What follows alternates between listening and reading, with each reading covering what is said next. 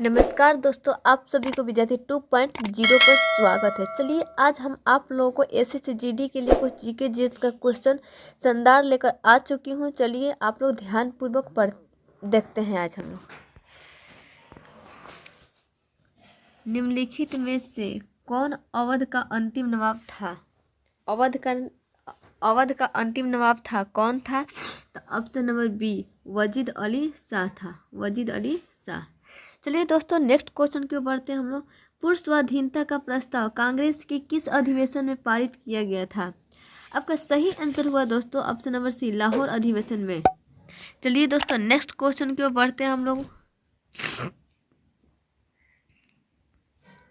बंगाल विभाजन की घोषणा के बाद किसके नेतृत्व में मुसलमानों का एक शिष्टमंडल वायसराय लॉर्ड मिंटो से मिला था? आपका सही आंसर हुआ दोस्तों ऑप्शन नंबर सी आगा खां। चलिए दोस्तों नेक्स्ट क्वेश्चन की ओर बढ़ते हैं हम लोग।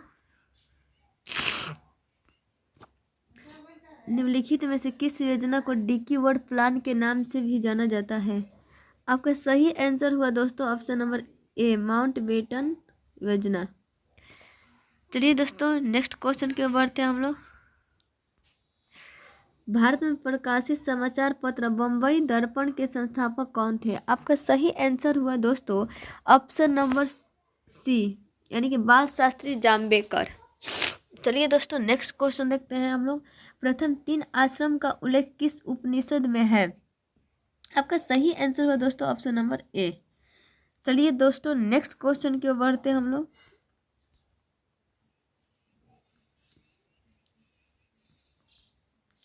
निम्नलिखित में से कौन सा भारत में सबसे बड़ा हड़प्पाकालीन स्थल है? आपका सही आंसर हुआ दोस्तों ऑप्शन नंबर बी। चलिए दोस्तों नेक्स्ट क्वेश्चन की ओर बढ़ते हैं। आर्यों के मूल निवास के संबंध में किस विद्वान का मत था कि इनका मूल निवास तिब्बत था? आपका सही आंसर हुआ दोस्तों option number C Dayanand Saraswati. चलिए दोस्तों नेक्स्ट क्वेश्चन की ओर बढ़ते हैं हम लोग। किस धर्म का यह मत है कि मोक्ष इस जीवन में भी संभव है, इसे प्राप्त करने के लिए मृत्यु आवश्यक नहीं है? आपका सही आंसर हुआ दोस्तों ऑप्शन नंबर बी बौद्ध धर्म। चलिए नेक्स्ट क्वेश्चन की ओर बढ़ते हैं हम लोग। अशोक ने किस अभिलेख में स्वयं को सम्राट कहा है? आपका सही आंसर हुआ दोस्तों ऑप्शन नंबर सी।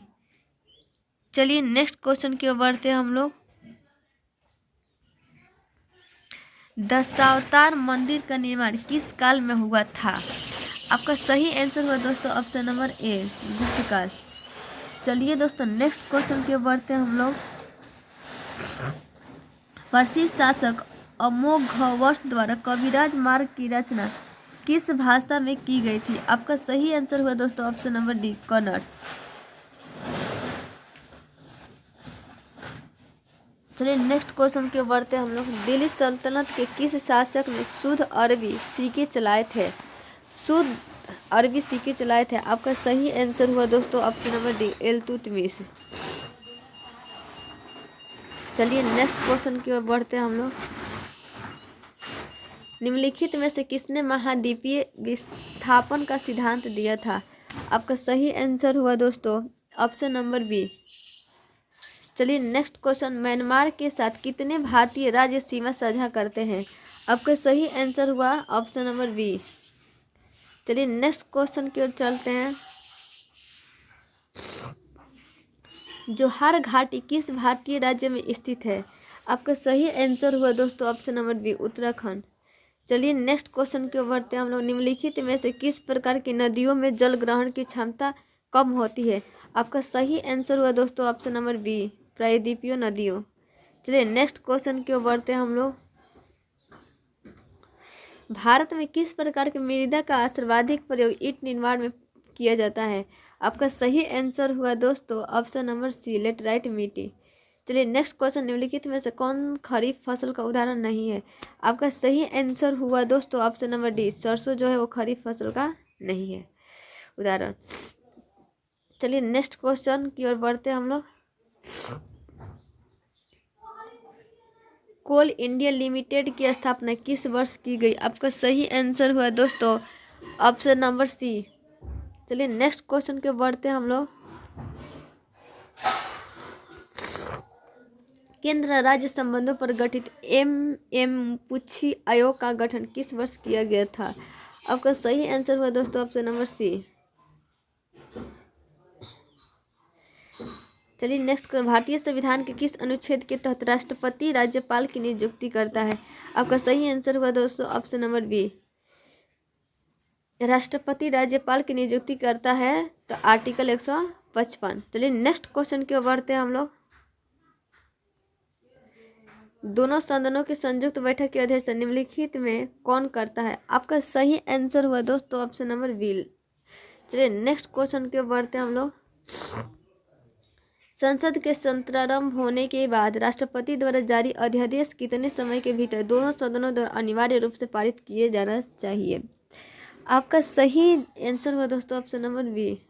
चलिए नेक्स्ट क्वेश्चन के बढ़ते हम लोग। भारतीय संविधान में संसदीय विशेषाधिकार किस देश के संविधान से लिया गया है? आपका सही आंसर हुआ दोस्तों ऑप्शन नंबर डी, ऑस्ट्रेलिया।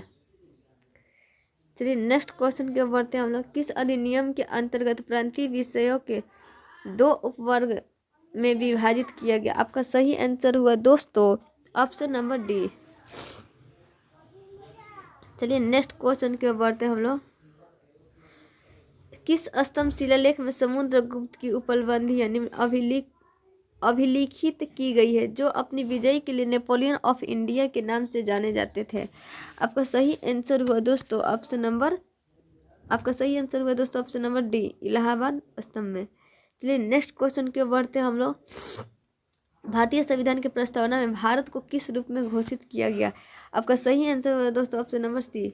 चलिए नेक्स्ट क्वेश्चन के बढ़ते हैं हम लोग।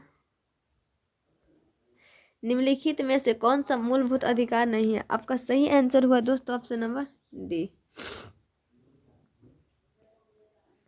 चलिए नेक्स्ट क्वेश्चन के बढ़ते हैं हम लोग। भारत के नियंत्रक एवं महालेख परीक्षक से संबंधित उपबंधों का वर्णन संविधान के किस भाग में है? आपका सही आंसर हुआ दोस्तों ऑप्शन नंबर बी। चलिए नेक्स्ट क्वेश्चन की ओर बढ़ते हैं हम लोग। प्रथम राजभाषा आयोग का गठन किस वर्ष किया गया था? आपका सही आंसर हुआ दोस्तों ऑप्शन नंबर सी। चलिए नेक्स्ट क्वेश्चन देखते हैं। समाचार पत्र निम्नलिखित में से किस सूची के अंतर्गत आते हैं? समाचार पत्र सम्मति सूची में। चलिए नेक्स्ट क्वेश्चन। निम्नलिखित में से कौन सी पुस्तक प्रेमचंद द्वारा नहीं लिखी गई है? आपका सही आंसर हुआ दोस्तों ऑप्शन नंबर डी, रंगभूमि, निर्मला गोदान, ये सब क्या है? प्रेमचंद द्वारा लिखी गई है। अजमत अली खां का संबंध किस वाद्य यंत्र से है? आपका सही आंसर हुआ दोस्तों सरोदवाद से है। अमजद अली खां का संबंध किस वाद्य यंत्र से है? तो सरोद से है। चलिए दोस्तों नेक्स्ट क्वेश्चन। ग्रे बुक किस देश का सरकारी रिपोर्ट प्रकाशन दस्तावेज है?